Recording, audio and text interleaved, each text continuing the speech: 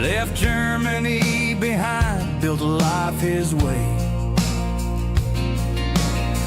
Rachel, Nevada, dust and light, jets in the sky, no aliens inside. A hat in the wind, his pickup rolls, an iron will and a heart of gold. Dreamland Resort for 30 years strong, Area 51 is where he belongs. No hocus pocus, no fantasy, just hard cold facts, his legacy.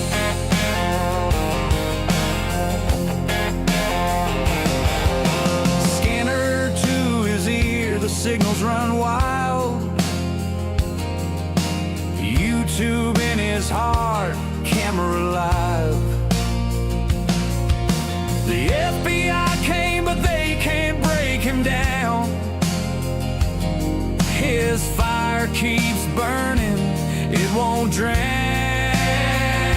A hat in the wind, his pickup rolls, an iron will.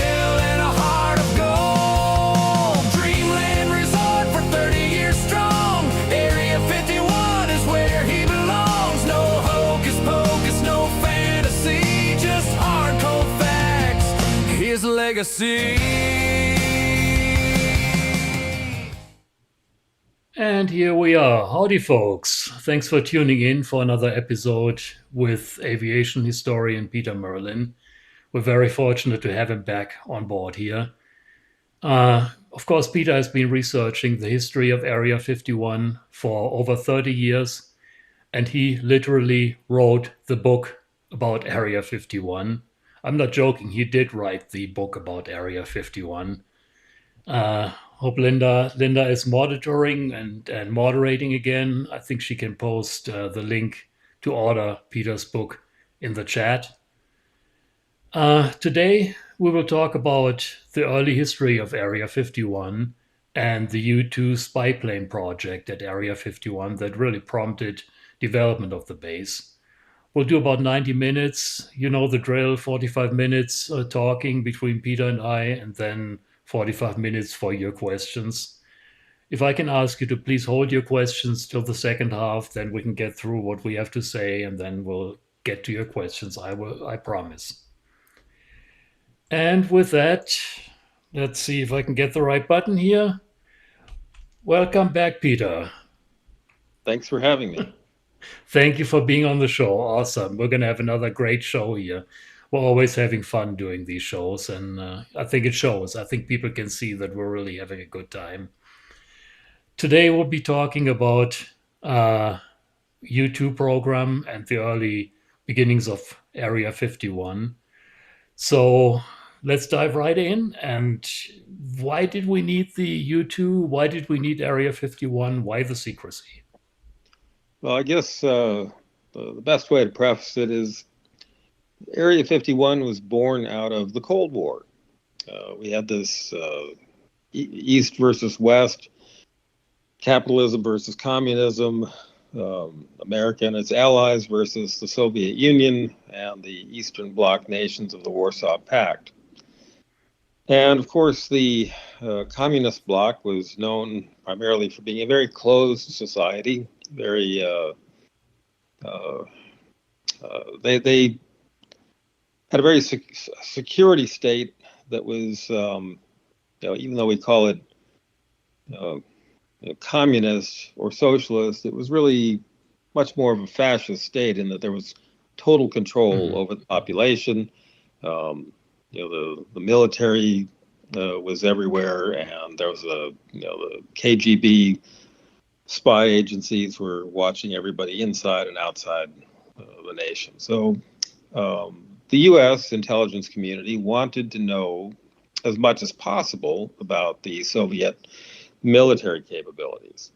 And there just wasn't any easy way to do that. You just couldn't walk right into the Soviet Union and start photographing their military facilities. So the CIA came up with an idea of developing a high-altitude reconnaissance aircraft, a spy plane.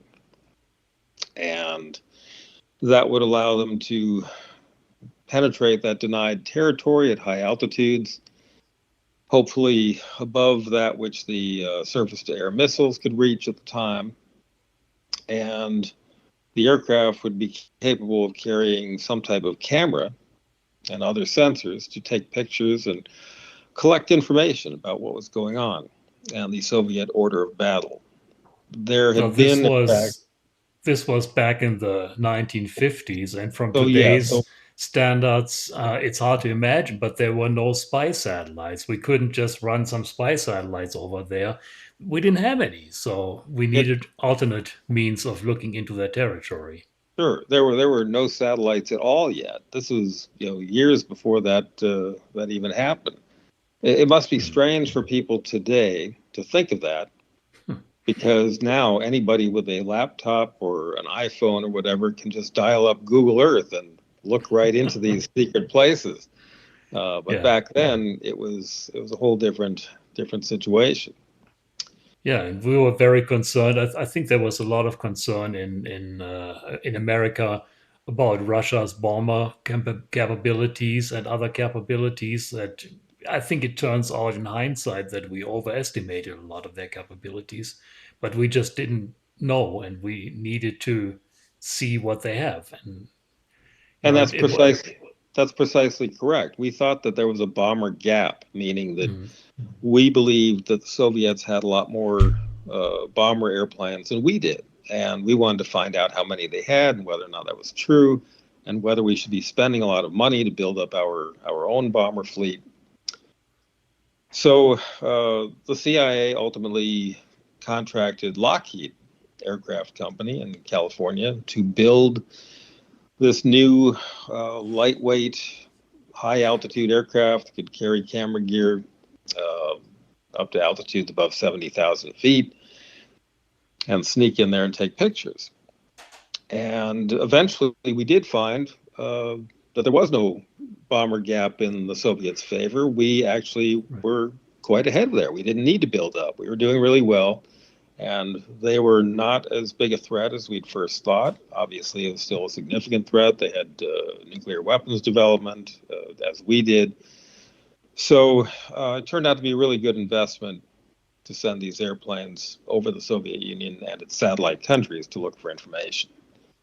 Yeah, and we Now, flew them high enough to where the radars and more importantly their fighter jets couldn't reach them to shoot them down, even though they certainly tried. And I think that was one of the main reasons for, so to fly high enough to where the radar couldn't reach the radar and the fighter jets couldn't reach those planes, yeah, which it turned out that the airplane was relatively easy to track in certain bandwidths, and so its ability to fly above the other fighter planes and the missiles is what made it survivable at the time. But military strategists and intelligence analysts knew that this would only be a temporary stopgap measure, that eventually the Soviets would improve their surface to air missiles and be able to shoot the planes down. And so we figured, we'll get as much value out of the U-2 while we can, then retire it in favor of something else. And of course, the U-2 became infamous because eventually, there were a few that were shot down. Most notably, Francis Gary Powers, who was shot down over Russia in 1960, which put an end to our overflights across the Soviet Union, but did not completely end the U-2 program. But it certainly did curtail the kinds of missions they were flying. yeah, I, let's get back to the early days and why. Okay, why obviously Area 51 is very secluded. This thing needed to be tested and flown in total secrecy because we didn't. First of all, we didn't want the Russians to know what we have, and right. secondly, we didn't want them to know that we're spying on them. So this was all done in complete secrecy, and back in 1955, I think they developed Area 51 first as a temporary base, just for the U-2 project. I think some Right. folks from So Kelly Johnson's team flew out there and thought that is a Yeah, perfect location for a secret base. right. So normally a new airplane would have been tested in California at Edwards Air Force Base, but this was such a secret project at the time that the CIA said they would rather have a much more remote site. And Kelly Johnson of Lockheed, he was the designer of the U-2. He sent some of his guys, Tony Levere, a test pilot, and Dorsey Kammerer, his logistics guy, out into the desert, flying around in a Beech twin Bonanza, scouting out possible locations.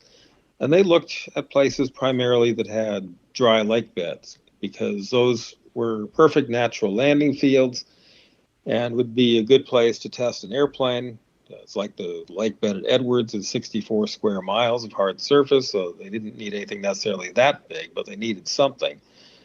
And eventually, Johnson decided that he really liked a site on the California-Nevada border east of Death Valley.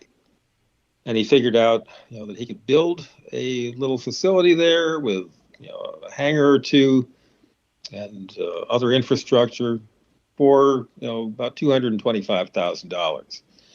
And then the CIA was talking about expanding on that, and the price tag got bumped up to around $450,000. But still, that's pretty cheap.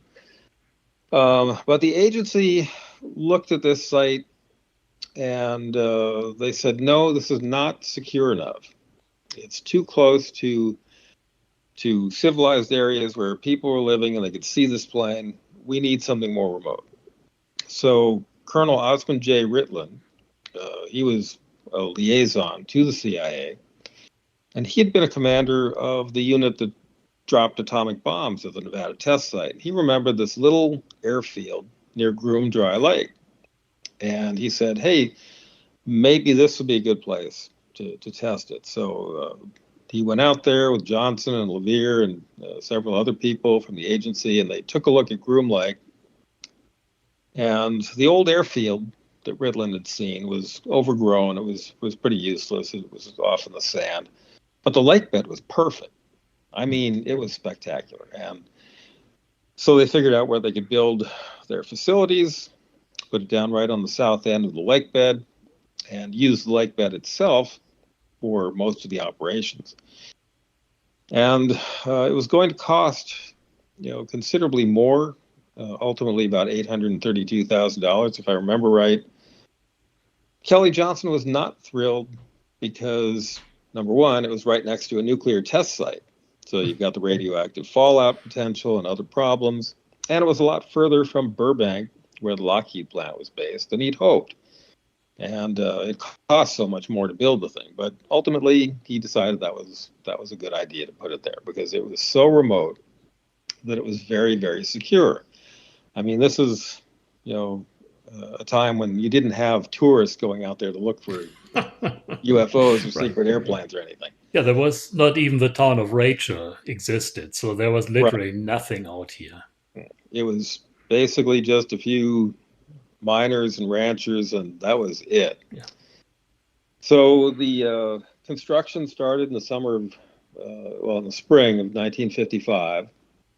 And in order to keep it classified, the CIA said, we don't want anybody to know what we're doing here. So they went to the Atomic Energy Commission that ran the Nevada test site. And the AEC agreed to put out a press release saying, we're building this little airfield as a satellite installation to the atomic testing program. It's going to support that. And, that's it, folks. Nothing to see here. And they gave that news statement to some TV stations, newspapers, and radio stations in Nevada and Utah, about 18 different outlets. So the existence of this airfield was publicly announced. And they thought... you actually wrote a whole article that's linked in the description on my Dreamland Resort website, that it really was never classified. Or back in those days, anyway, it wasn't classified. Sure. And they thought that this innocuous story would make people pretty much not pay attention to it. And that sounded like a really good idea. But apparently, the reporters in the Las Vegas area started asking additional questions and getting interesting answers. And they began to sense that there was something more to this place, that it was more secret than it should be if it was just what they said it was. So that began to establish the reputation of Groom Lake as this super secret place in the desert. But again, it still wasn't drawing a lot of attention, relatively speaking. So in the summer of 1955, they got the base built, brought out the first U-2 airplane and started testing it. And in August, they made the first flights. And Tony LeVere was the initial test pilot, did the basic handling qualities, and started getting it up towards its mission altitudes. And eventually he left the program and some other pilots were checked out, and it continued from there. Meanwhile, back in those days, I'm sorry to interrupt, but it's always amazed me that they got from basically first design to a flyable airframe in less than a year.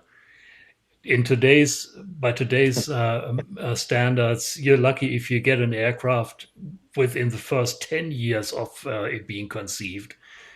Well, right. Kelly Johnson got his team to make this thing happen in less than a year. Granted, it didn't have all the bells and whistles that today's aircraft have, but that is always completely amazing to me. How I think the guy really had a way of cutting through the red tape and motivating his people to get things done. That was how the Lockheed Skunk Works really established its reputation for innovative technologies and rapid prototyping and getting things done under budget and ahead of schedule. And they really did an impressive job of that because they were using very conventional technologies and making an aircraft that could do things that no other aircraft of its time could. It was flying about twice as high as, say, a conventional airliner could do at the time. The CIA was using the base for also training its pilots to fly the U-2s. There were several detachments established. Originally, the organization was called Special Projects Squadron Provisional, and they had Detachment A, B, and C, which were the three classes of CIA pilots, which would then be deployed overseas to different places.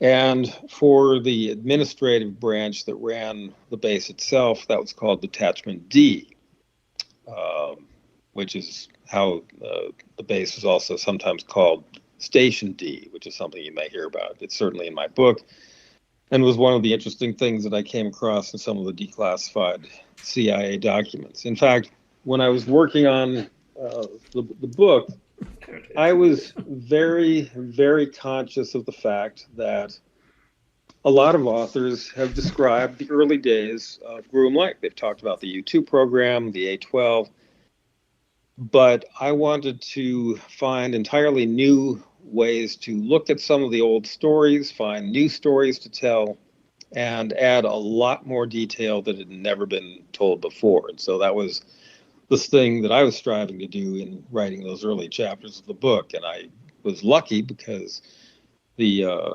CIA declassified some very substantial collections of documents, many of which I had only heard rumors of and had never been able to see before, and it was pretty spectacular stuff.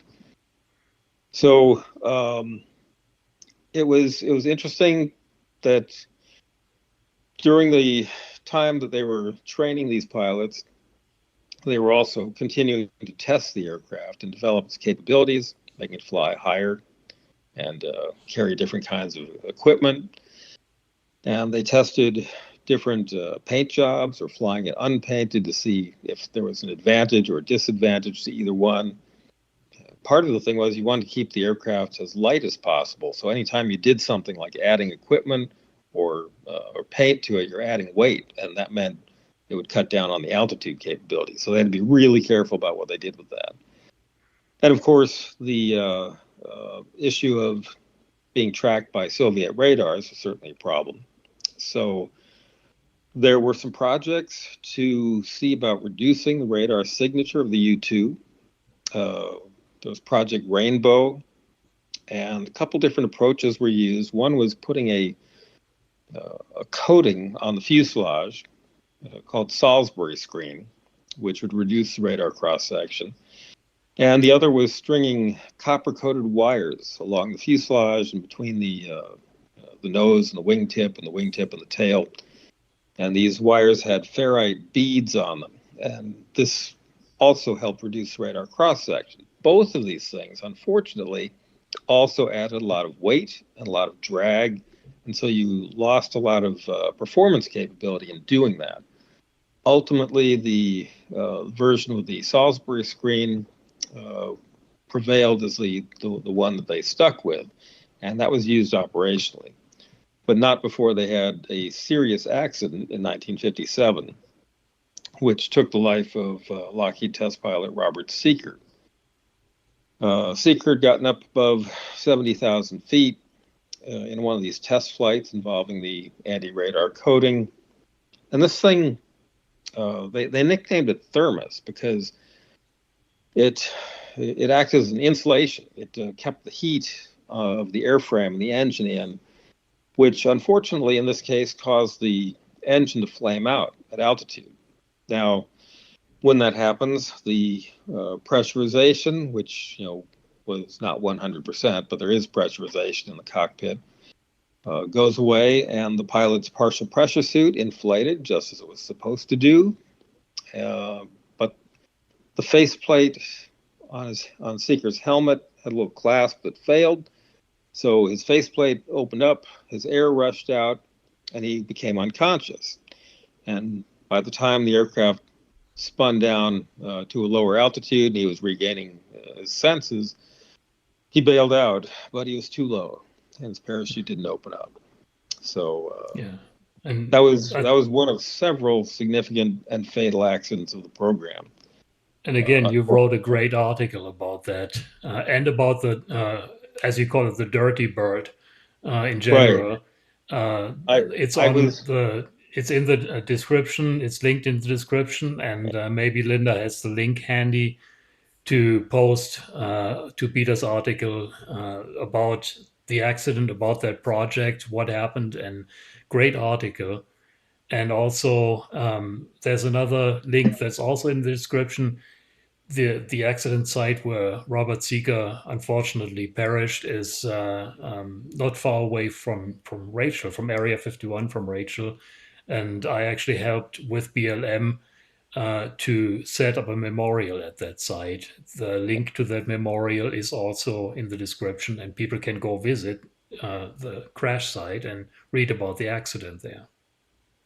One of the interesting projects I came up with and worked on in 2005, we had the 50th anniversary of the first flight of the U-2. So I went back to the crash site and collected some small bits of metal from the wreckage, and I had those put inside of lucite blocks with a little piece of certificate explaining what this was, and I was able to arrange, with some help from someone at Lockheed Martin, to have these blocks flown on a U-2 for the 50th anniversary. And then we distributed the blocks to various people who had worked on the program and to organizations that had been involved with the program, and also surviving relatives of people who were involved, such as Sieker's relatives, for example.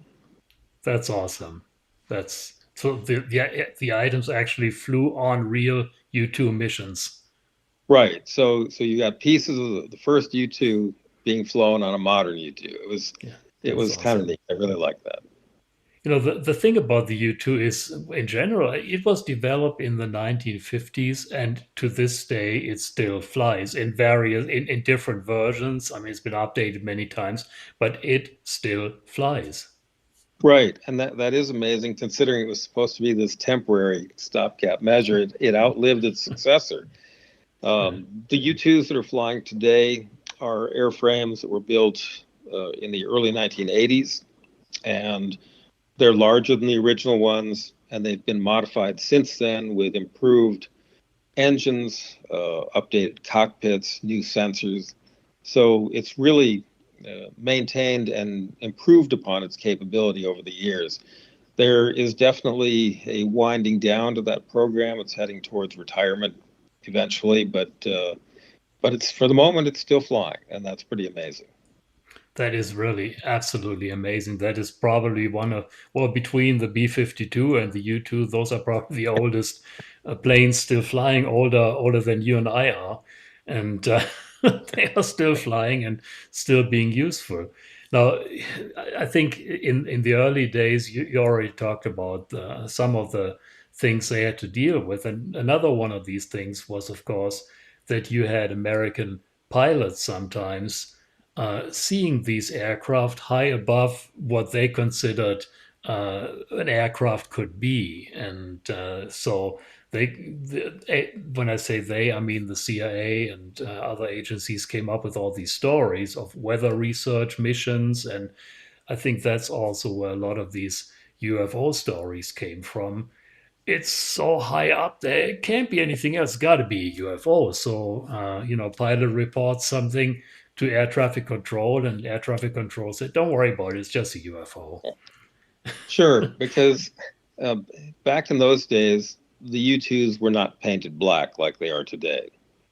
So they were natural metal, aluminum, and if they were flying in the early morning or early evening, someone who happened to be in darkness or twilight, shortly before or after sunrise, might see one of these planes flying at 70,000 feet, and the sun would be coming from below the horizon and illuminating this thing. It looked like this bright light racing across the sky. And certainly, if you had a pilot in an airliner, and he's up at 30,000 feet, and he sees something way above him, he's going to report that as a UFO. Well, there were a lot of sightings. The Air Force had a Project Blue Book office to investigate sightings and figure out what they were. They'd been briefed into the U-2 program, so they tried to sort out which flights match with which UFOs, and then they just say, "Oh well, that's just an unsolved mystery. Sorry, we don't know what that is." Some CIA historian had claimed at one point that approximately half or more than half of all UFO sightings in the 1950s and early 60s were of these secret reconnaissance planes, such as the U-2 and the A-12. I don't know whether that number is accurate, but certainly a lot of these flights did probably cause UFO sightings. So I wouldn't doubt that they accounted for some of them.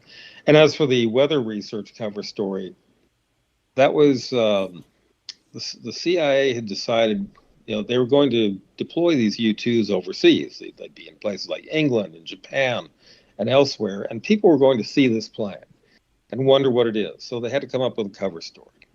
And they met with the head of the National Advisory Committee for Aeronautics, the NACA, which is the predecessor to NASA, and said, "Hey, we need you to say that this is a weather plane." And so NACA came up with a statement saying that this plane, the U-2, would be used for high altitude weather research based at Watertown Strip, Nevada, and then deployed around the world to study the high altitude air lanes of the future, for future airliners, collecting data.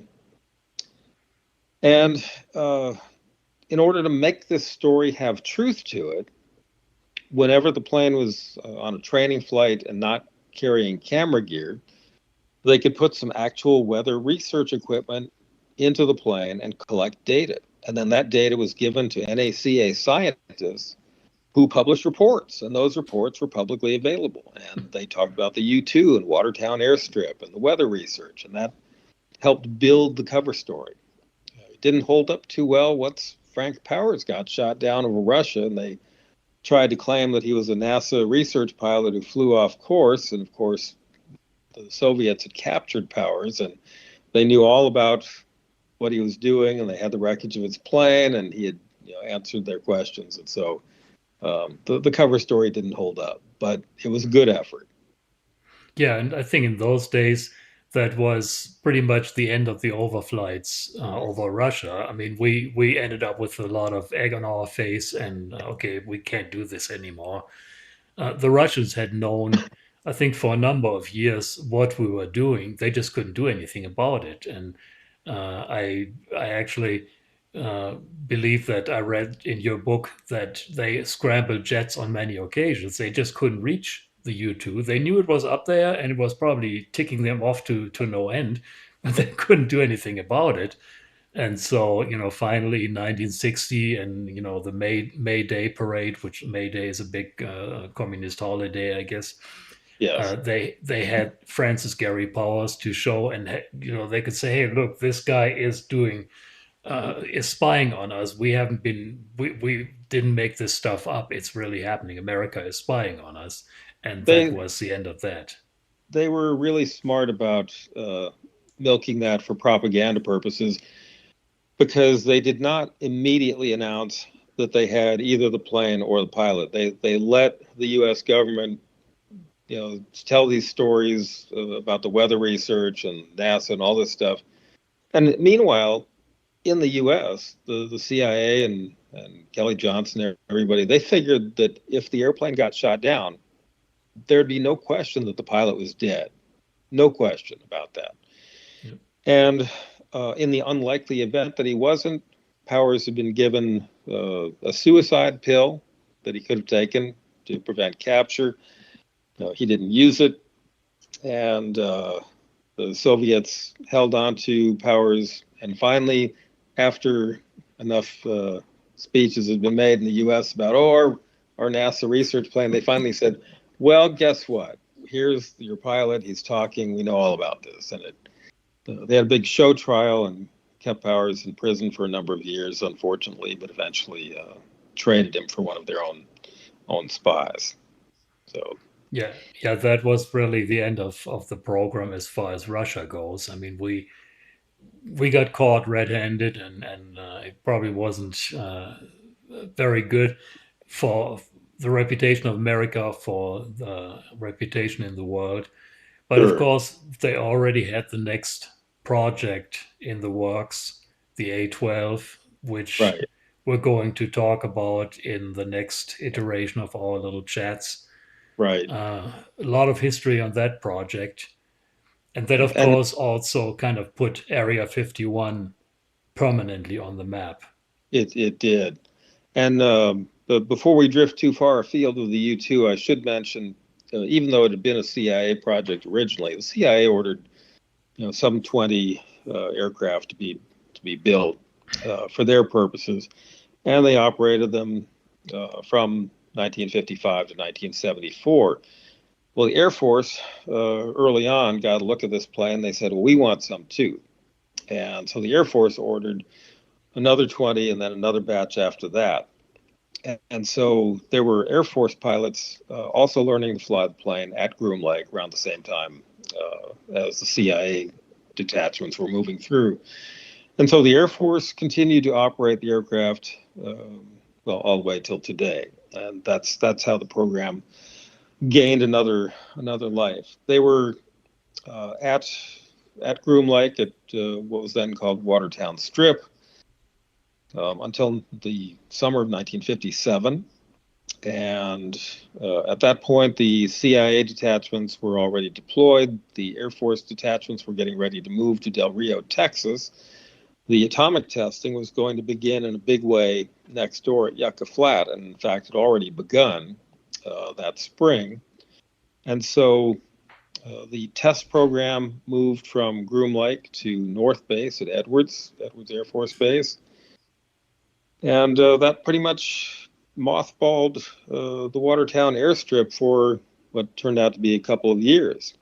And that was a good thing. It was good timing because the atomic testing ended up dropping a lot of fallout on the base. There was blast damage to the buildings. It was really kind of a rough thing. And the population at Groom Lake dropped to 2 people. They needed security and caretakers to maintain the place and keep it, because it was still a CIA asset.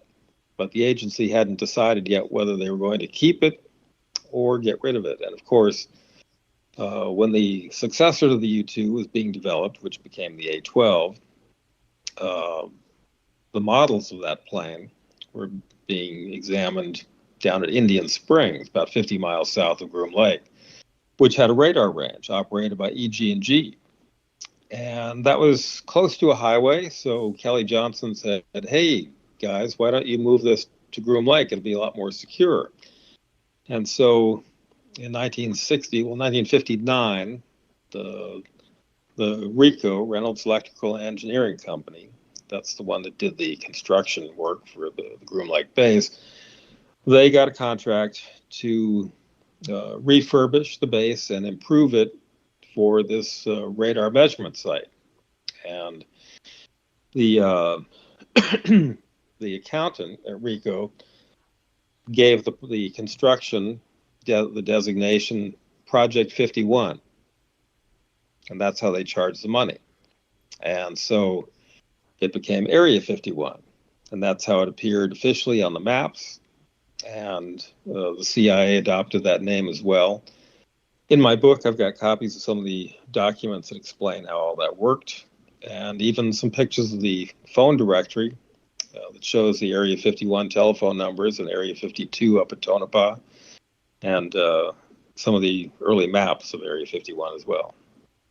So really, some accountant came up with the name of Area 51 that is now a household name pretty much. That's right. It was Robert Van Compernol. And I know when I read that in your book, I couldn't believe it. I mean, I hadn't really learned about it in so much detail. You really did a great job telling the story in your book. It's unbelievable. That's when Area 51, the name, was born. I had not known that story originally. I'd seen a reference to Project 51 in a newspaper article from the Las Vegas Review-Journal, I think, when they had a labor strike during the construction in 1959. But later I visited the Atomic Testing Museum in Las Vegas, and they have a heritage courtyard with bricks that have names of people who've donated or family members of people who've donated to the museum. And there was this name, and it just said Bob Van C. RECO, and it had the years that he worked for the company. And underneath that, it said, named Area 51. I said, wait a minute, that sounds very interesting.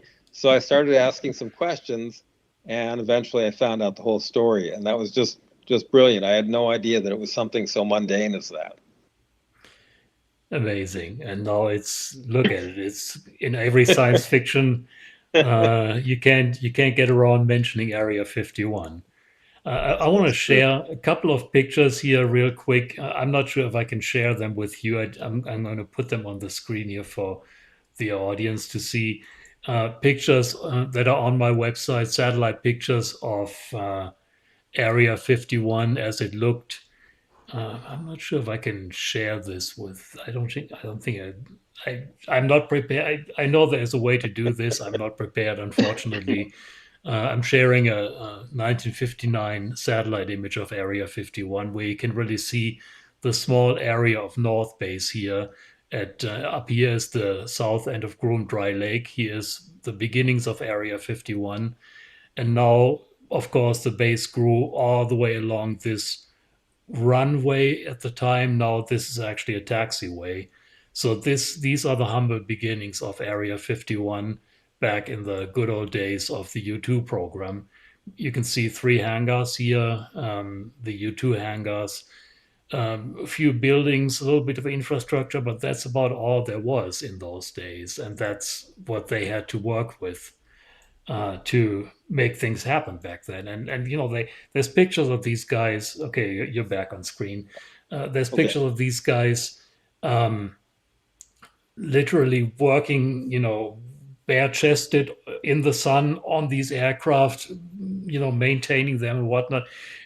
I don't think that would even be possible these days anymore. It was a very bare bones operation and was only intended to be a temporary facility, really, from the beginning. But it grew into so much more, and when it became made a permanent facility in 1960, and they did the first big buildup for Project Oxcart, the A-12. That really changed the history of the place and the character of the place, and it's evolved over time into what it is today, and it's just amazing. It's a crown jewel of the major test range facilities base that the Department of Defense has. Yeah, and of course, it's not going anywhere. They have built over the years so much infrastructure around it, around what originally was called Watertown, or Kelly Johnson, I think, called, correct me if I'm wrong, I think Kelly Johnson came up with Paradise Ranch because it really was a very unparadise-like place. So he wanted to get people to work out there. And who doesn't want to work at the Paradise Ranch? Well, So, exactly. Yeah, he was being funny, and he thought that would lure workers to the test site. And of course, they'd get there and they'd say, "What have you done to me? What this place is so remote. There's nothing here." I mean, yeah. the security was so tight they wouldn't even let the workers go to Las Vegas to take a break because they were afraid that potentially people would ask. It could be just regular people, it could be Soviet agents undercover, but they were afraid people would ask, "So what are you doing?" And so they were advised not to go to Las Vegas. And in fact, if they had to go somewhere, to go further afield, like Los Angeles. Yeah, they flew in. Even in those days, they already had these commuter flights. And what year was that? It was very early on in the program, and one of these commuter flights crashed at Mount Charleston. Yes, that was Uh, November of 1955. So that was just, within about 6 months or so of the announcement of this place being built. And the Air Force provided C-54 transports to carry people from Burbank and Las Vegas and get them up to Groom Lake. And unfortunately, on this one flight, the pilots flew into bad weather. It was cloudy, and they went off course a little bit and ran into the mountain at an altitude of 11,000 feet. I mean, Mount Charleston is the only obstacle out there with that kind of elevation, unfortunately. yeah, and I think they almost cleared it. They They missed it by only a they few did. hundred feet or a few dozen feet. It was very close. In fact, interestingly, the one time I hiked up there to the crash site, I heard a jet and I looked up and I saw a Janet flight flying over. So that was kind of an odd synchronicity. Yeah, Yeah, how it's apropos. an interesting thing, by the way. Of all the documents concerning the accident, the only one that was classified was the rescue report. The plane hit in November, so it was in snow. It was terrible weather. Nobody survived the initial impact, and by the time the rescue teams got up there, it was just a recovery operation. And shortly after that, I think it was the 4201st Air Intelligence Service Squadron deployed a team up there.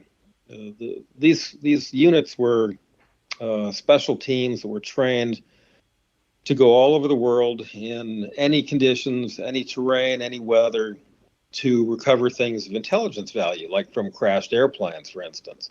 Like if you found out that a MiG-17 crashed in a jungle in Laos, you could send in one of these teams and they would go and bring back anything of intelligence value. Well, they went up to the Mount Charleston site saying that it was a training mission, and arguably it was a training mission, but I think they were really deployed up there to look for any classified documents or equipment that had been left behind at the crash scene and get that out of there. And whether or not they succeeded in that to any degree, I don't know.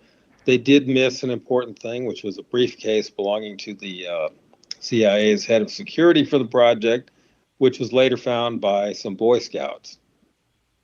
Wow. So It's in the yeah, book. that They got that turned in. yeah, I mean, I can only imagine if that plane pretty much disintegrates, you have all kind. I mean, you got a bunch of people that carry paperwork that probably have drawings of the plane with them and this and that. You don't Right. want that to be in the wrong hands. And Sure. it was probably good that the Boy Scouts found it and were honest enough to turn it in. instead of Right. putting it on. Well, there was no eBay back then, so they couldn't put it on eBay.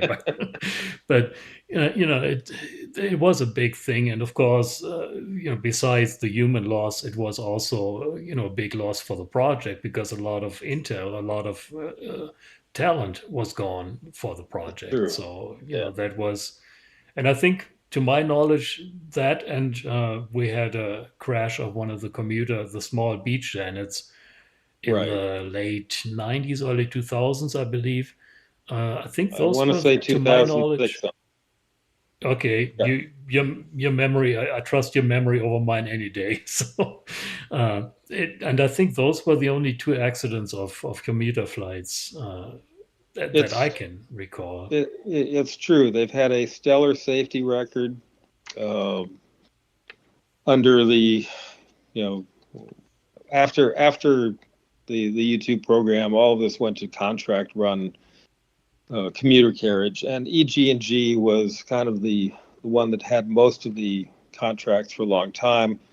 Um, Lockheed Aircraft Services had a contract for a while in parallel with EG&G until EG&G took it all over. And that company has since been bought out several times, but I think it's Amentum now.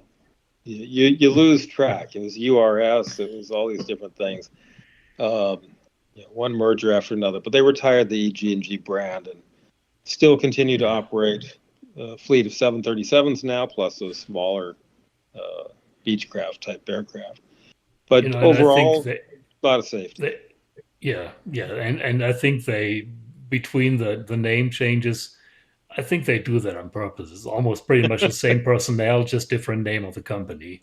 And Yeah, right. it's harder to track. And even when you look up, I remember years ago I spent some time looking up the property where the Las Vegas Janet terminal is located. Even that was a little iffy to figure out exactly who it belongs to. So they try to keep it under wraps, and that's fine. I mean, that it really doesn't do anyone any good as Sure. far as the stuff that we are interested, the history about Area 51. It's a little, it's a nice little topic, little one little episode in the history of Area 51, but it doesn't do us any good to really dig too much into it. So Sure. honestly, I think Amendum is the current owner, but I don't even know if I have my website updated to the latest because next year is going to be somebody else. So, well, I think we pretty much got the U2s covered. We're a little over 45 minutes. Do you think we're ready to take some questions? Sure, you bet. I'm always happy to answer questions. Okay, well, let's open it up to questions here. And just to explain, Peter can't see the chat. I'm going to be translating, or I'm going to be relaying the questions to him. So post away in the chat, and I'm going to read them to Peter, and together we'll hopefully be able to answer them. I know this is a long time ago, but there are still people around that have worked in those days. And just a little preview, next month in December, I'm actually going to have one of these old timers here in my live stream. I'm lucky enough, TD Barnes, president of the Roadrunners, of the people that have worked in Area 51 in the 50s and 60s, has agreed to be on the stream. So that's going to be next month, the third, the usual slot, third Friday of the month. Okay, so here we go. Quit 76 Peter, do you think MiG-25 was made to chase U-2, TR-1, etc.? So was the Ac MiG-25 developed for that purpose? Actually, the MiG-25, which had the NATO reporting name Foxbat, was designed to intercept the B-70 bomber, which is a Mach 3 capable bomber plane developed by North American Aviation. And ironically, the XB-70 prototypes, there were two of those built. And even before they flew, the bomber development had been canceled. And so the two airplanes ended up being used by the Air Force and NASA for high-speed research. One of them survived the program, Museum of the U.S. Air Force in Dayton, Ohio. If you ever get to see it, it's pretty spectacular. But it was meant to fly at Mach 3 speeds. And so the MiG-25 Foxbat was developed by the Soviets to intercept and shoot down the B-70. And we canceled the B-70, but the MiG-25s continued to be constructed, and there was a follow-on similar one called the MiG-31, which looks very similar but had some improved capabilities. Interestingly, there is right now a MiG-25 on temporary display at the Air Force Museum in Ohio. It was one that was collected in Iraq, as I recall, and I don't think it has any wings, but they put it on display in the gallery of some of the other MiGs. And interesting to note maybe that it wasn't ultimately one of the MiGs. It was a ground-launched rocket that brought down Francis Gary Powers' U-2, if I remember correctly. Yes, that's right. It was the SA-2. The Soviets called it, I believe, the Dvina surface-to-air missile. And it's one of the ones that was used extensively in Southeast Asia during the Vietnam War. Some of the radar systems for that have been taken out to Groom Lake and tested against our aircraft to learn the capabilities of the SA-2 radar. Yeah.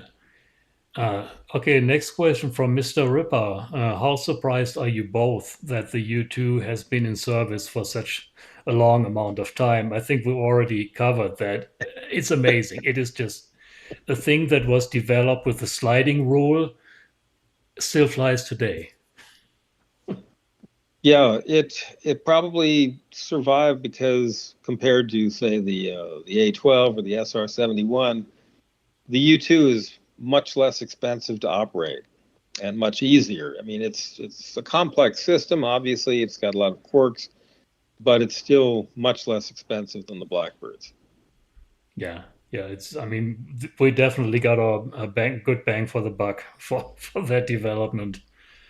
Aircraft Expeditions asks you, question for Peter, have you been up to the Mount Charleston crash site? I have been there, and there's a lot of wreckage still there. Yes, you said you have. I did do that one time. Did it as a day hike with another gentleman.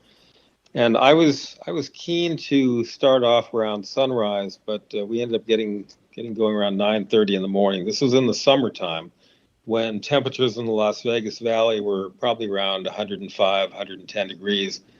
But, you start out on the trailhead there. It's at an elevation of 7,500 feet. So it was quite pleasant.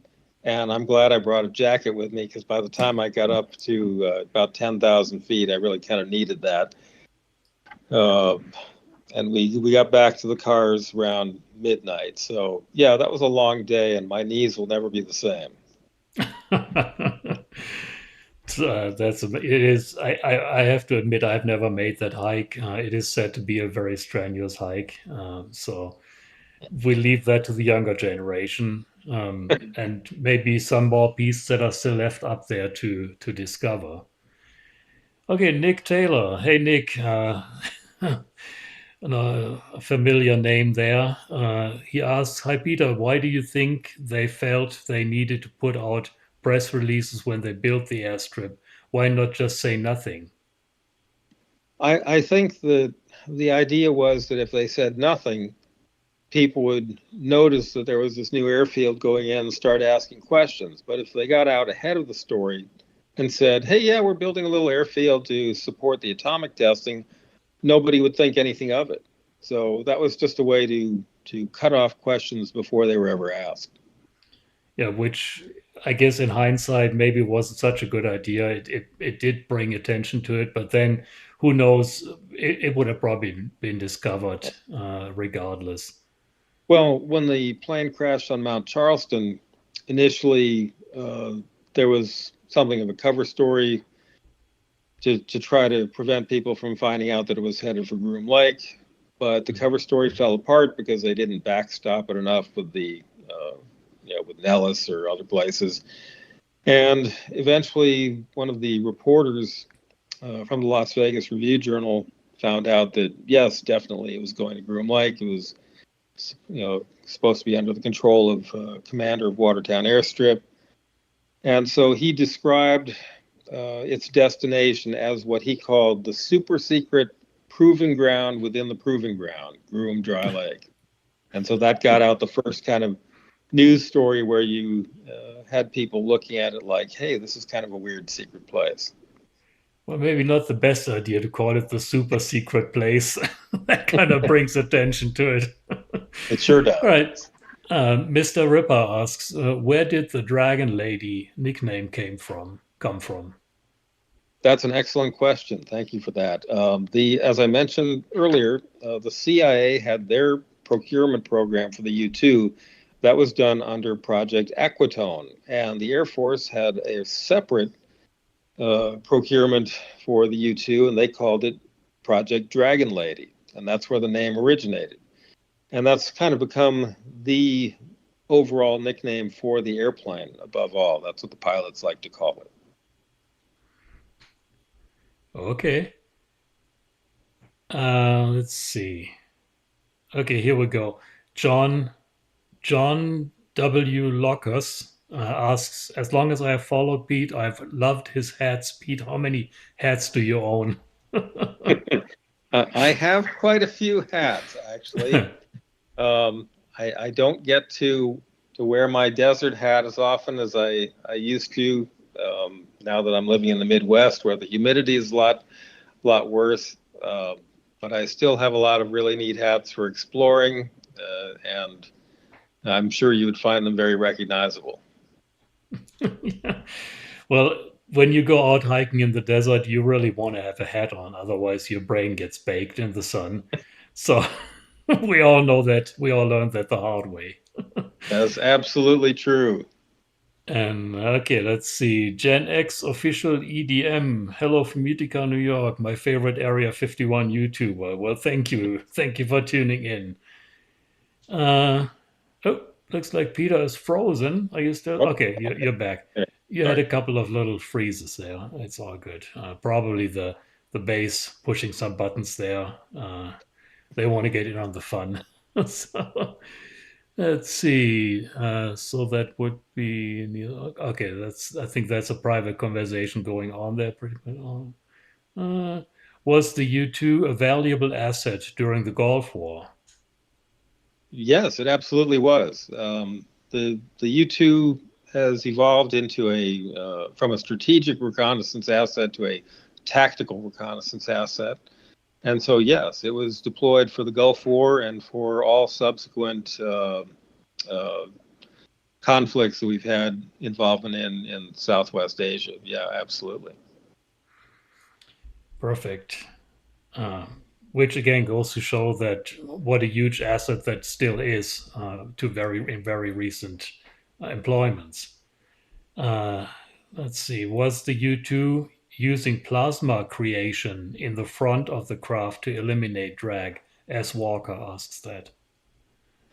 No, that sort of system was never used. The A-12 Oxcart, they tested a system that generated plasma, but it wasn't to reduce drag. It was to reduce the radar cross section by, I guess, creating some sort of ionized cloud around the aircraft. And so the project was called Kempster.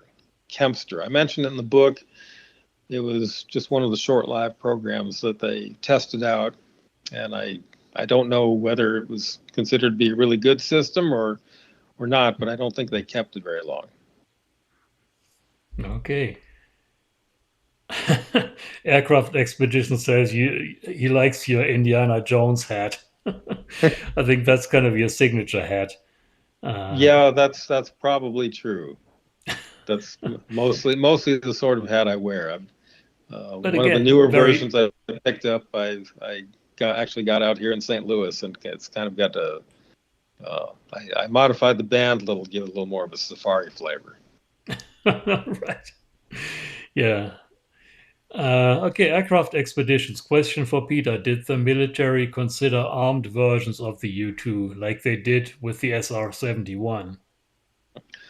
Yes, as a matter of fact, there is a wind tunnel model I've seen pictures of showing a U-2 with pylons on the wings carrying small bombs.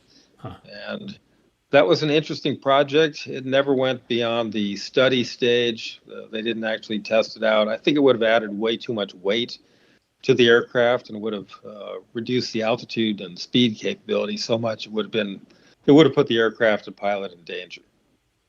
Yeah, it would have probably also been structurally difficult. The whole thing was very lightweight and not meant for to carrying heavy loads like that. That's true.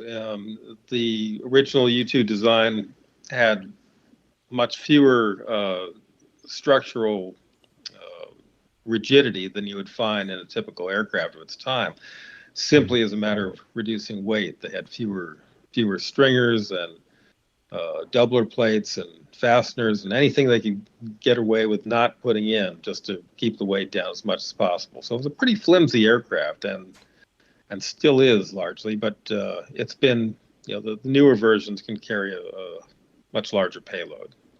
Yeah, and to just to show how far they went reducing weight, they actually went as far as it doesn't have a full landing gear.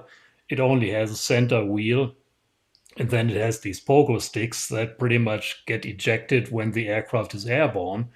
And when it lands, it just comes down like a sailplane, and eventually one side of the wing tips down. It's got a little pad on the end of the wing, I guess, and that's the landing gear. They didn't even put a full landing gear in there to save weight. At one point, they considered not even having that much in terms of landing gear. They were going to put it on a trolley with wheels, and as soon as the aircraft had enough lift to take off, it would leave the trolley behind and then come down and land on a skid. Now, if you wonder what that would have looked like, you can take a look at the Phantom Works project with the hydrogen-powered UAV called the Phantom Eye, where they used a similar system where it takes off rolling on a trolley, leaves it behind, and then skids to a landing. Amazing. I mean, it's really think outside the box. Anybody creating an aircraft, first thing they would say is, "Okay, we got to have a landing gear." No, you don't. You can get away with not having one if you know, if you do it right. And uh, Sure. wasn't there even a story where Kelly Johnson promised a certain amount of money for every pound of weight that the developers could save on the Absolutely. aircraft? Yes. Yes. So, so it was a big thing back then. That thing, I mean, every pound. I don't know. You might know the numbers, and I don't want to put you on the spot with the exact numbers. Every pound gains you so many feet in altitude that you can fly higher. Right. At one point, I think Kelly said something like, I'd sell my grandmother for an extra pound of reduction of weight. And so they started referring to pounds as grandmothers in conversation. That's right. That's exactly what I had in mind. I just couldn't put it all together. That's exactly how they thought in those days. All right, let's get back to the question here, Mr. Ripper. If the U-2 gets retired, in parentheses, haha, do you expect any to be donated to a museum? Yes, absolutely. And I mean, there's already a number of U-2s, the earlier ones, in museums. So now we'll undoubtedly see some of the later models show up in places like the National Museum of the U.S. Air Force, maybe the Strategic Air Command Museum, and others. Um, and I will be sad when the plane is retired. It really is happening. I don't think they're training any more new pilots at this point. Uh, there are certainly a lot of other platforms available to absorb the mission. Some of them are UAVs that we know about. Some of them are UAVs that have not been announced. Satellites are doing what satellites do, and combined, there's a lot of different things that will help make up for that. But it will never be quite the same adventure as having a person sit in that cockpit, sometimes for many, many hours, flying across the world to go into harm's way and see what they can find out. Yeah, that I think that is a technical feat that they accomplished back in the 50s that is still remarkable to this day. Quid 76, another familiar name here from my membership. What is the large pot atop the U-2 slash TR-1 on some aircraft? Yeah, I know what you're talking about. The one that's kind of like a big long mushroom or surfboard sitting on a pylon on top of the U2. That's the senior span pod. It's a sensor array of some type. I don't remember the particulars off the top of my head, but it's called senior span if you want to look it up. Okay, And perfect. one thing I want to mention, just that's kind of interesting, is the U2 in the early days um, sometimes got into problems where the engine flamed out at high altitude. But as you can see, the U2 is built like a glider, so they could glide for a long distance, and that made it possible to save the aircraft when there were problems, even if they couldn't get the engine relit at a lower altitude. A couple examples: one pilot, and I think it was Jake Pratt, had a flame out and ended up gliding for hundreds of miles and finally gliding into a landing at Kirtland Air Force Base, New Mexico, where by the time he got there, the base commander had been told to expect this weird airplane and to put it under cover as quickly as possible. Um, but it was only because the aircraft, could essentially act as a glider that he was able to save it. Another example was Lockheed test pilot Bill Park, who had a flame out and apparently ended up gliding into, I believe, Burbank. And he came in, just clearing the fence at the airport perimeter by inches. And one of the Lockheed guys went out to meet him and he says, Bill, what happened? And Bill said, I don't know. I just got here myself. Nice. Good answer. Yes. Okay, club's finest. How can it be that there has never been a whistleblower from all those thousands of people working there or in the factories where the aircraft are built? I just can't imagine that, given the scale of it. Well, and there certainly have been incidents where people have talked out of school, so to speak. I know that in the 1980s, when the F-117A stealth fighter was being developed as a unacknowledged special access program, someone at the Lockheed plant smuggled out some drawings of the plane to show to his girlfriend to brag about what he was working on, and she turned him in to the feds, and so that kind of put the end to that. And I'm sure that sort of thing has happened, but you've got organizations like the Air Force Office of Special Investigations and other project security people that are embedded within the programs to prevent that sort of thing from happening. Generally speaking, the people who work on those programs are good people, and they sign their security oaths and stick to them, because they believe that what they're doing is the right thing. And if there is someone who's acting in a nefarious capacity, then that's where the security apparatus steps in and takes care of that. Yeah, I think they, from the get-go, do a very good job in selecting people and making sure that they don't get people in the project that have any kind of problems, alcoholism or gambling or any of those addictions to, where they would be vulnerable to outside influences, to be blackmailed. We both know some of the Roadrunners, and they are, you can still tell that to this day, extraordinary people. They selected the personnel very well, and they are just, uh, like you said, also patriots. They will not talk about it because it would be against the country. So I think that all plays into it. It's not like, they always say, well, the men in black are going to get you. They're going to send the men in black after you. No, they don't need to do that because the people are good patriotic citizens, and they've been selected very well. It's not necessary. They don't feel the need to go and brag, except for that one incident, which I honestly, this is the first I hear about that, this F-117 personnel that would brag to his girlfriend. But yeah, that's certainly not a good idea and probably most likely the exception. So, okay, Gary asks, Peter, do you think we will ever build a new spy plane, or will we just use satellites? Oh, I definitely think we're going to have spy planes. We do have spy planes, some of which have not been officially acknowledged yet, but which clearly do exist. And we're going to mainly see, I think, a lot more unmanned platforms because you don't have to include a life support system. You don't put a crewman at risk of their lives. There's no need to do that.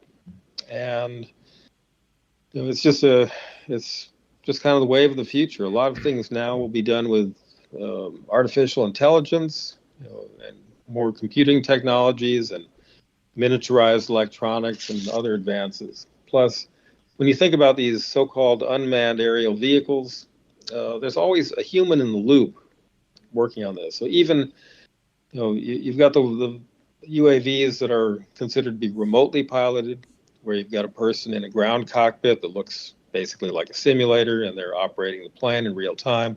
And then the autonomous UAVs. Now we're talking about something like, say, Global Hawk, where everything is programmed in, the whole mission is programmed by computer, and it takes off and flies the mission, comes back. But you have people, humans in the loop, monitoring the flight, able to input new directives whenever necessary and make changes to the flight plan. Yeah, I think there's a need for both, and there's definitely a market for both satellites and also unmanned aerial vehicles.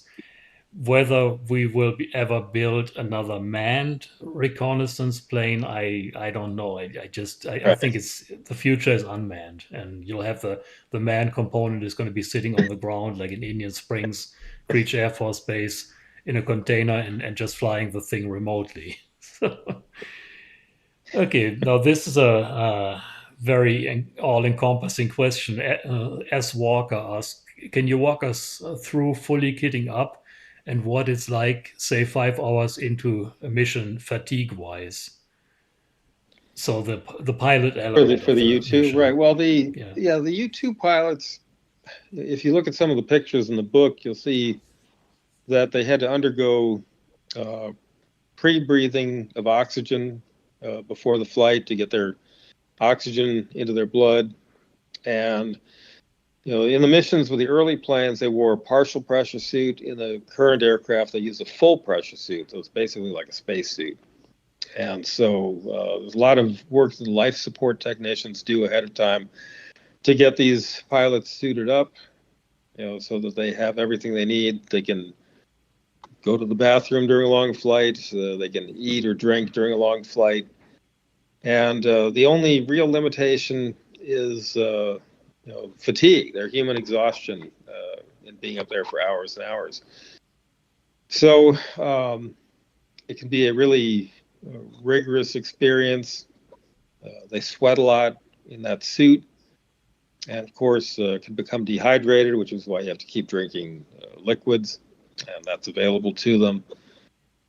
But they've got it down to a science now. They've been doing this for quite a few decades. It's really, really impressive. Yeah, I think what probably adds to the fatigue, read in your book that there's just a very narrow margin of stalling the aircraft at high altitude, of stalling the aircraft and overspeed, which would also be detrimental to the aircraft. So they got to Right. keep it within a very small margin of speed.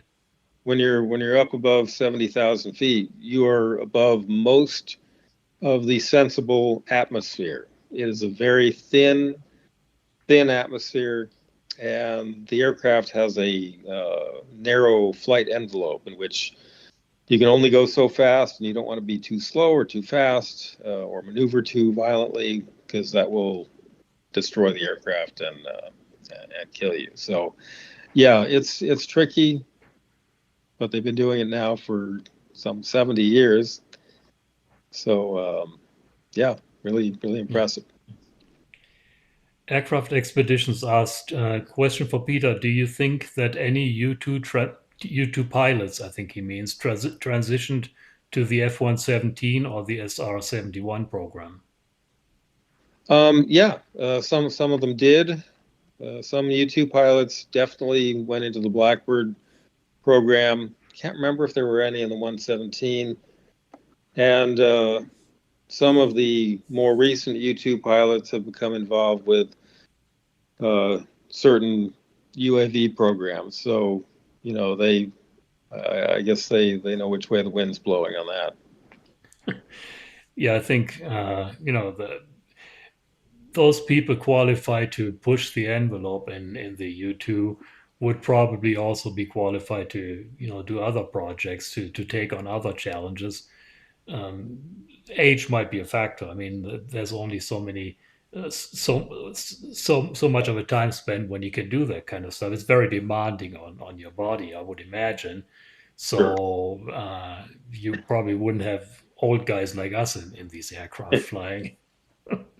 And that kind of ties in with a remark that Quid 76 posted. Imagine go fly a huge glider to a hopeless diamond to a bonkers titanium spaceship like the SR-71. Additional training required. Yeah, I would think so. Nick Taylor asks, was the Groom Mine in operation when the U-2 program started flying out of Groom Lake? Curious how the people who work the mine were kept quiet. Yeah, that's actually a fair question, and it's interesting to me that the Air Force or any other government agency did not take control of the Groom Mine until relatively recent years.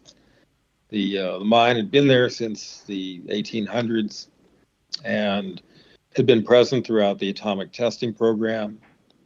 It was there during the U-2 and through the A-12 and the stealth programs and all these different things. And the people who operated the mine, after a certain point, they weren't operating it continuously, but they did own it and visited the property on a fairly regular basis. That was the Sheehan family in Las Vegas, and they had to secure permission from the Air Force to get in once the Air Force had established those gates, like on Groom Lake Road. They had to get permission ahead of time and let the Air Force know who was going to be coming out of the property and when,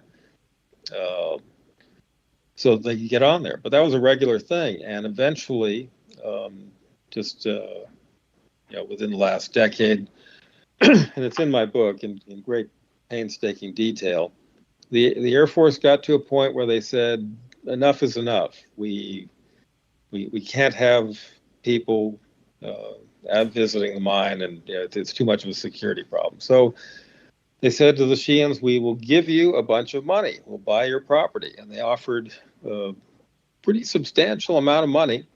And the Sheehan said, thanks, but no thanks. This is our home. We've owned this for generations, and we've got people who are buried here. We love this property. We've been coming here for years, and we want to keep doing that. And the Air Force said, well, we really don't have to pay you. We could just take it, but we're offering you some money, and here we'll make you a better offer. And the family discussed it, and they must have come to an agreement that they would consider selling. They didn't want to, but they thought it might be worth considerably more. And they told the Air Force this, and the Air Force said, well, that's not our judgment. We think it's worth this much. And so the Sheehan's turned them down. And then the Air Force said, well, then we will take the property. And they did. And that was kind of a sad end to that whole chapter. And, the only ones who got any satisfaction out of that were the Air Force. So, yeah, they were there during that program.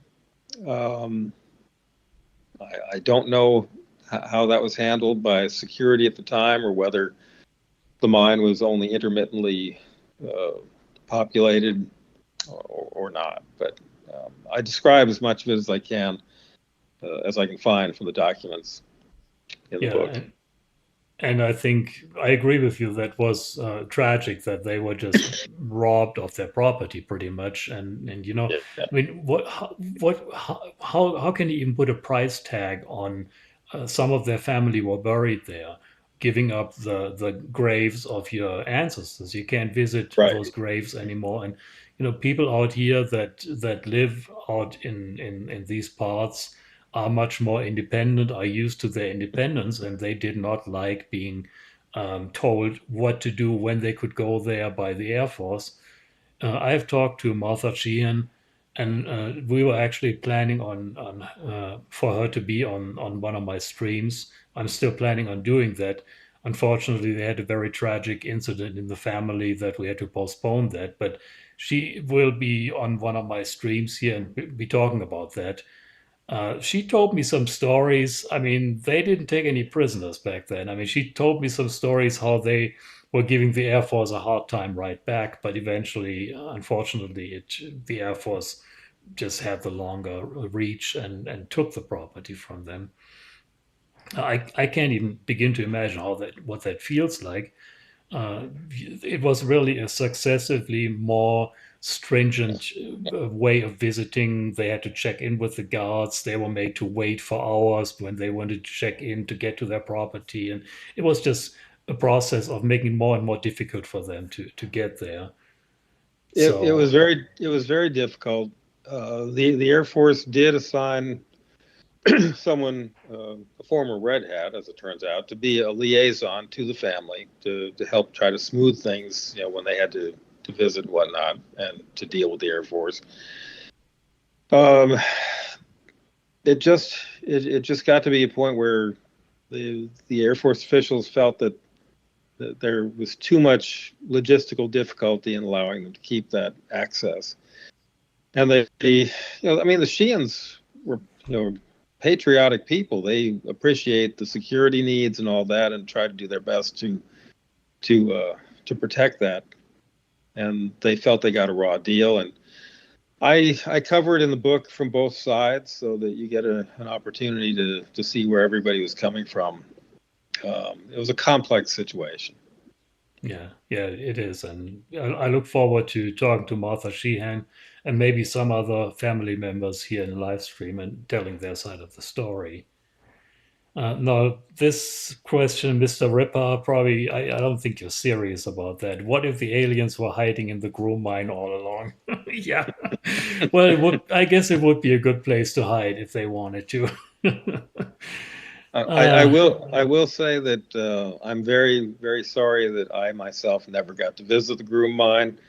I love exploring old mines in the desert in Nevada and other places, and that's one I would have enjoyed.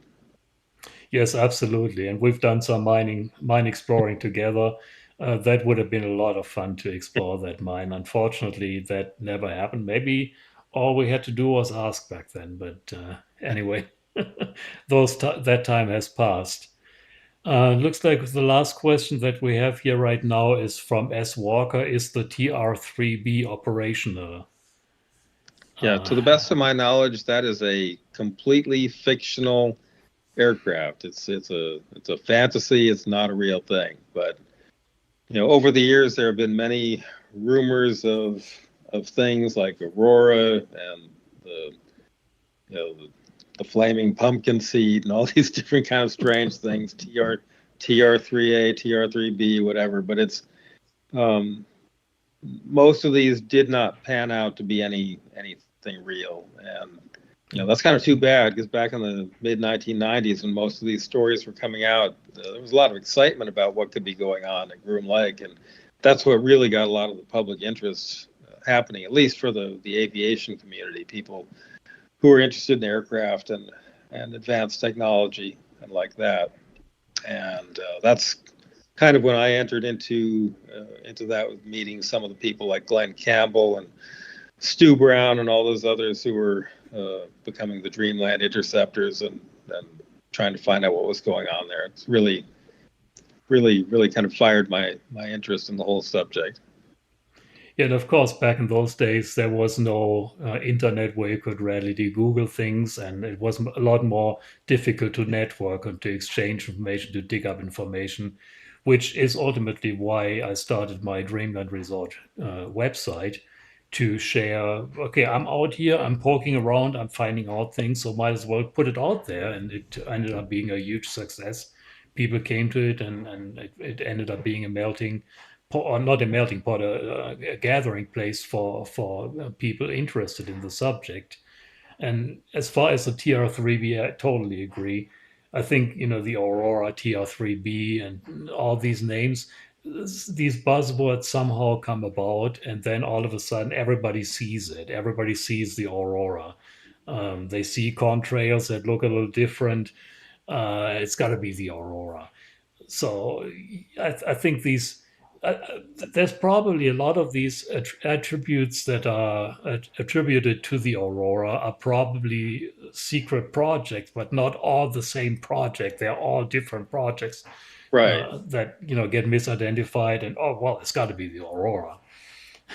Sure. Because, I mean, we know objectively that there are a lot of classified projects, some that are ongoing, some that have been and ended, and things like that. And we know they exist because there are people who have cryptic references to them in their resumes or interesting patches that they wear and things like that. So we know there are things, but not everything that is seen in the skies is one of these secret projects. And like you say, when somebody has a rumor, next thing you know, everybody's reporting that they're seeing this thing. It's like drones now. It's like drones over New Jersey, drones over this and that. It's like everybody's seeing drones. And a lot of the time you look at the videos or the pictures and you say, well, that's a balloon or that's an airplane or a helicopter or a blimp or Chinese lanterns or whatever. And but if you don't know what you're looking at in certain conditions or from a distance, or in a blurry picture, it's really hard to sort out what it is.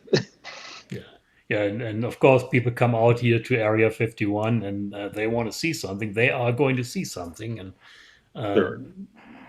who knows what it is. And I think that is um, part of the mystery and part of the attraction of Area 51 to a lot of people to come out here and experience it on for themselves and see. I always in a lot of interviews I liken Area 51 to a magic mirror. You look inside and you see what you want to see, what you brought with you. That's So exactly right. That's very true. And people love a mystery, and they love the thrill of a mystery and something mysterious. I guess I kind of go against the grain because I like solving mysteries. I like to find out what's behind the curtain, and that kind of puts me at odds with most of the population. I suppose. well, if it wasn't for those features of you, it wouldn't be for your book. I mean, your book is a testimony to your thorough research and your getting to the bottom of things. I'm still blown away how you were able to find out some of these facts in your book. Um, that how the heck did you find that? I'm just blown away by Well, that. I had seen so many books where the author writes about rumors and conspiracy theories and things like that. I took what I would definitely describe as an epistemological approach, which is this book is a history of what can be known factually about Area 51. And I just stuck to the facts and let the facts tell the story and kind of shied away from some of the craziness and weirdness and rumors and things that could not be corroborated or cross-checked or verified. Right, and it shows. It really is the book on Area 51. TD's book, of course, Station D, describes the history at the time. Your book describes the history of Area 51 from day one to modern days.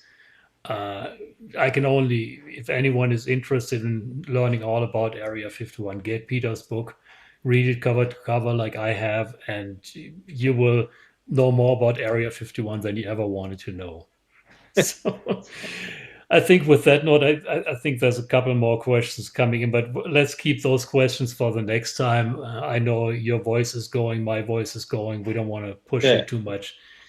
Peter, thank you so much for being on the show again. I really enjoyed our little chat. I always enjoy our little chats. Thank you very much for making the time again today.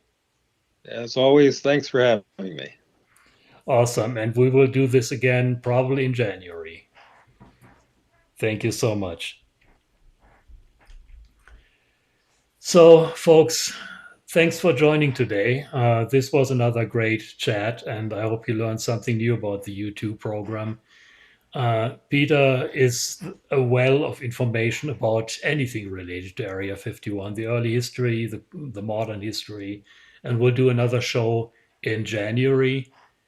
In December, let me pull up my notes here. I don't want to tell you the wrong thing.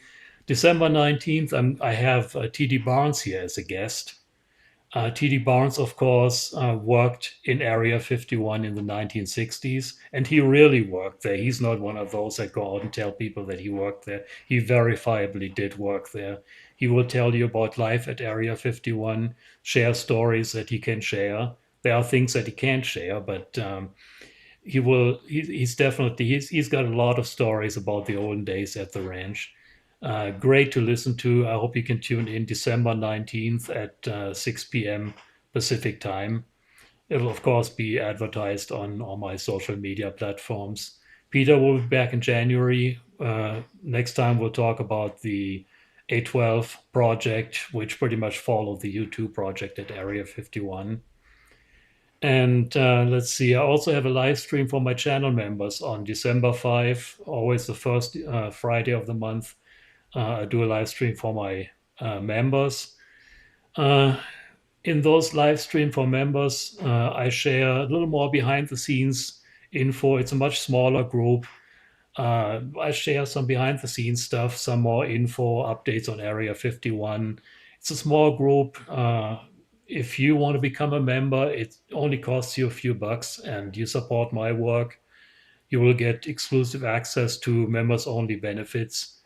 And the best thing is you will support what I'm doing. I can't do what I'm doing without your help.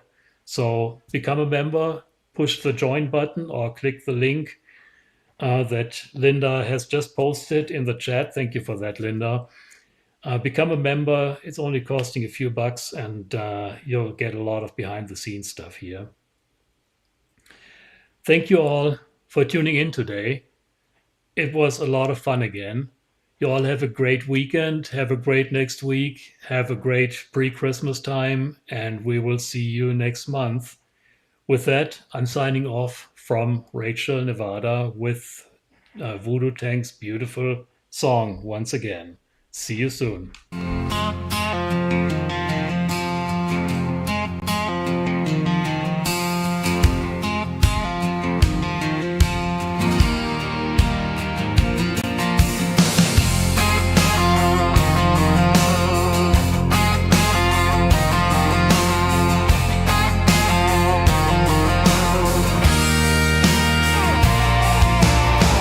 30 years ago, he walked away,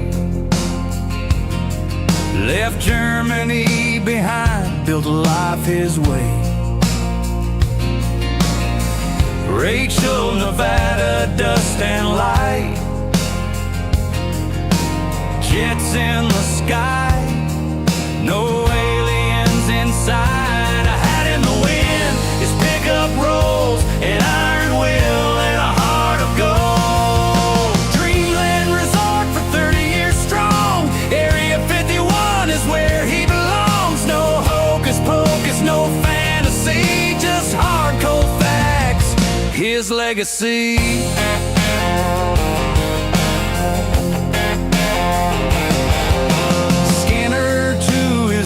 The signals run wild, YouTube in his heart, camera live. The FBI came but they can't break him down. His fire keeps burning, it won't drown. A hat in the wind, his pickup rolls, an iron will and a heart of gold. Area 51 is where he belongs. No hocus pocus, no fantasy, just hard cold facts, his legacy. 30 years of desert, 30 years of dust, eyes on the truth, in truth he trusts.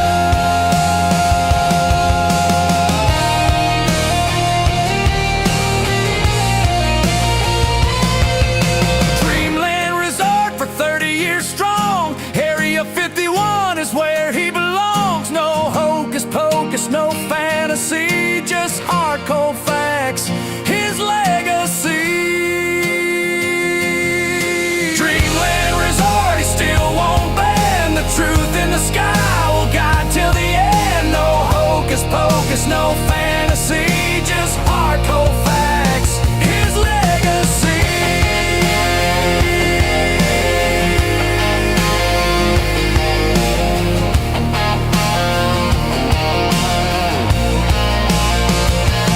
Support the man who brings the truth alive on Dreamland Resort, where freedom survives.